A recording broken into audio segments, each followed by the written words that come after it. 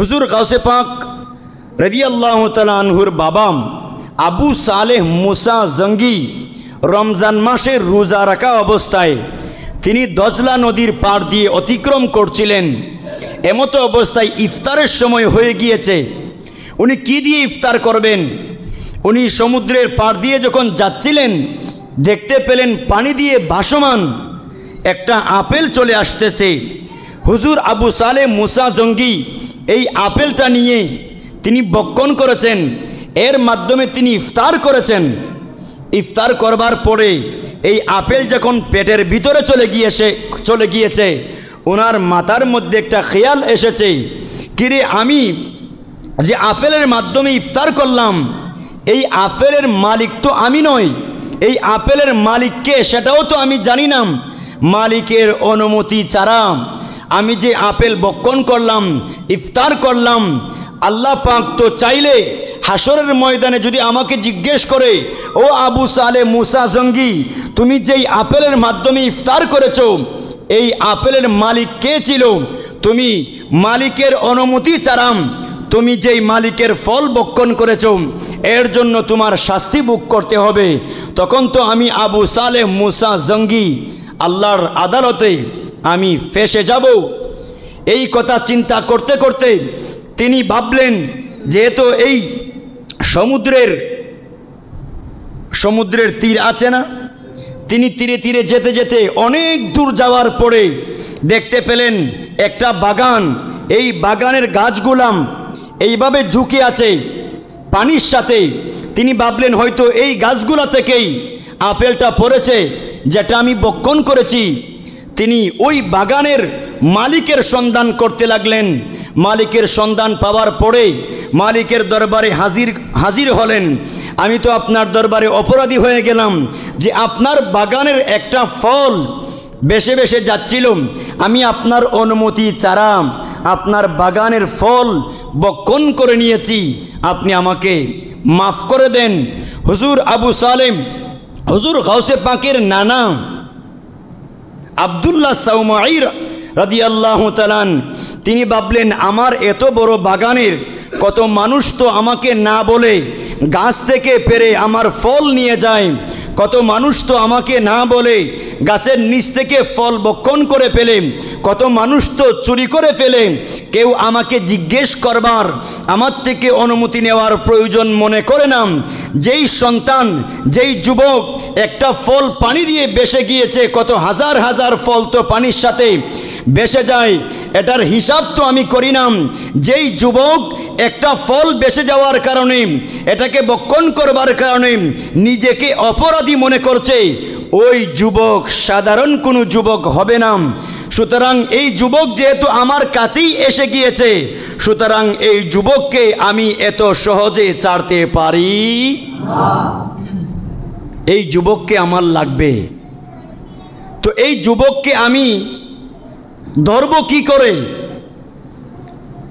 হুজুর গাউসে পাকের নানাজান সৈয়দ আব্দুল্লাহ সাউমাই রাদিয়াল্লাহু তাআলা তিনি বললেন, বেটাম আমি তোমাকে মাফ করতে পারি, আমার কিছু শর্ত আছে। কি শর্ত? বলে তুমি বরাবর 10 বছর আমার বাগানে খেদমত করতে হবে, তাহলে আমি তোমাকে মাফ করব। এই কথা বলবার সাথে সাথে হুজুর গাউসে পাকের বাবা আবু সালেহ মুসা জঙ্গি বাগানের মধ্যে খেদমত করতে লাগলেন। বরাবর 10 বছর পরে আব্দুল্লাহ সাউমাইর সাথে বাগানের মালিকের সাথে দেখা হলো, আমার 10 বছর পূর্ণ হয়ে গিয়েছে, আপনি আমাকে মাফ করে দেন। কয় বেটাম আমি তোমাকে মাফ করব, আমার আরও একটা শর্ত আছে, ওই শর্তটা যদি তুমি পূরণ করতে পারো তাহলে আমি তোমাকে মাফ করে দিব। আপনার আরেকটা শর্ত কি? কয় আমার 1 নম্বর শর্ত ছিল তুমি আমার বাগানে 10 বছর খেদমত করেছো।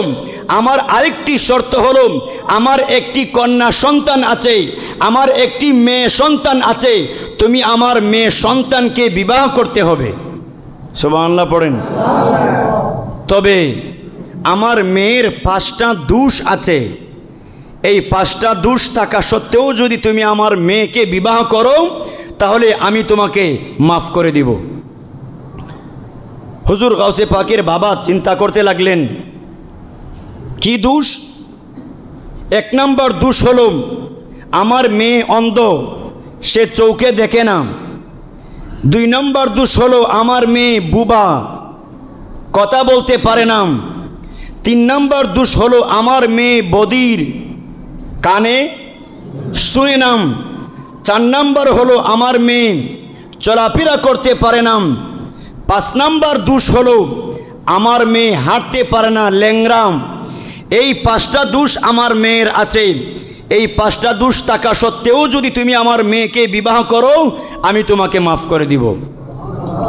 হুজুর গাউসে পাকের বাবা আবু সালেহ মুসা জঙ্গি বললেন, এই মেয়ের 1-2টা দোষ থাকলে তো কোনো রকম মেনে নিতে পারতাম, কিন্তু দোষ কয়টা? চৌকেও দেখে না, কথাও বলতে পারে না, কানেও শুনে না, চলাফেরাও করতে পারে না, হাঁটতেও পারে না। এই মেয়েকে নিয়ে আমি কিভাবে সংসার করব? এই মেয়েকে নিয়ে কিভাবে আমার জীবন অতিবাহিত করব? পরক্ষণে চিন্তা হয়ে গেল যে এই দুনিয়াটা হচ্ছে ফানি, এই দুনিয়াটা তো একটা সময় শেষ হয়ে যাবে।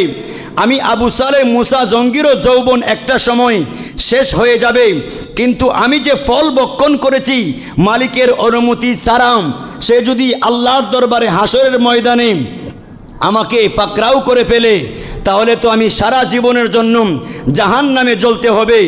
যাই হোক, দুনিয়ার এই জমিনটা তো মাত্র, দুনিয়ার এই হায়াতটা তো কিছুদিনের জন্য। আমি তোমার মেয়ের 5টা দোষ থাকা সত্ত্বেও আমি তোমার মেয়েকে বিবাহ করে নিব। বড় করে বলুন সুবহানাল্লাহ। হুজুর গাউসে পাকের বাবা বড় আলেম ছিলেন, বিবাহ করিয়ে দিলেন। বিবাহ করানোর পরে বললেন, আসো এখন তুমি তোমার স্ত্রীর কাছে যাবে। যখন তিনি ঘরের মধ্যে প্রবেশ করবেন, ঘরের মধ্যে প্রবেশ করবার সাথে সাথেই ভিতর থেকে সালাম দিলেন, আসসালামু আলাইকুম। বলেন আসসালামু। সালাম দিলেন। উনি তো বলেছিল মেয়ে কথা বলতে পারে না, কিন্তু আমাকে যে ভিতর থেকে সালাম দিল। কিছুক্ষণ পরে চোখ তুলে তাকালেন, দেখতে পেলেন 2টা চোখ দিয়ে আবু সালেহ মুসা জঙ্গির দিকে তাকিয়ে আছে। অনেক সুন্দর, অন্ধ নয়, কথাও বলতে পারে, কানেও শুনে। আবু সালেহ মুসা জঙ্গি ভাবলেন যে মালিক হয়তো আমাকে ফাঁসানোর জন্য অন্য কোনো মেয়ের কাছে নিয়ে এসেছে। তিনি আবার সাথে সাথে ঘর থেকে বের হয়ে গেলেন। দেখা হলো আবু সালেহ আব্দুল্লাহ সাউমাইর সাথে যে আপনি আপনার মেয়ের সাথে আমাকে বিবাহ করিয়েছেন, কিন্তু হয়তো ভুলক্রমে অন্য কোনো মেয়ে এই ঘরের মধ্যে রেখেছেন। আপনি যেই 5টা দোষের কথা বলেছেন, এই মেয়ের কাছে তো এই 5টি দোষ নাই। আব্দুল্লাহ সাউমাই বললেন, বেটা, এটাই তোমার স্ত্রী, এটাই হলো আমার মেয়ে, যার সাথে তোমার বিবাহ পড়িয়ে দিয়েছি। আমি বলেছি আমার মেয়ের 5টি দোষ আছে। 1 নম্বর দোষ হলো আমার মেয়ে চৌকে দেখে না। এই কথা আমি কেন বলেছি? কারণ আজ পর্যন্ত আমার মেয়ে আমার ঘরের মানুষ ছাড়া কোনো পরপুরুষকে আমার মেয়ে আজ পর্যন্ত দেখে নাই। সেই জন্য আমি বলেছি আমার মেয়ে অন্ধ, চোখে দেখে না। আমি বলেছি আমার মেয়ে বুবা, কথা বলতে পারে না। আমার মেয়ে আজ পর্যন্ত কোনো পরপুরুষের সাথে ফাহিশা কথা, কোনো পরপুরুষের সাথে কথাও বলে না। সেই জন্য আমি বলেছি আমার মেয়ে বুবা, কথা বলতে পারে না। আমি বলেছি আমার মেয়ে কানে শুনে না, বধির। এই কথা কেন বলেছি? আজ পর্যন্ত আমার মেয়ের কানে কোনো রকম ফাহিশা কথা তার কানে শ্রবণ করেনি। আমি বলেছি আমার মেয়ে চলাফেরা করতে পারে না। আমার মেয়ে তো চলাফেরা করতে পারে, অর্থাৎ আজ পর্যন্ত কোনো ফাহিশা রাস্তার মধ্যে, অন্যায় কাজের মধ্যে, অন্যায় কাজ করবার জন্য আমার মেয়ে তার পা রাখে নাই। সেই জন্য বলেছি আমার মেয়ে চলাফেরা করতে পারে না। আমার মেয়েকে বলেছি ল্যাংড়া, সে হাঁটতেও পারে না। বেটা, আজ পর্যন্ত আমার এই ঘর থেকে আমার কন্যা বাহিরে বের হয়নি। সেই জন্য আমি বলেছি আমার মেয়ে ল্যাংড়া, হাঁটতেও পারে না।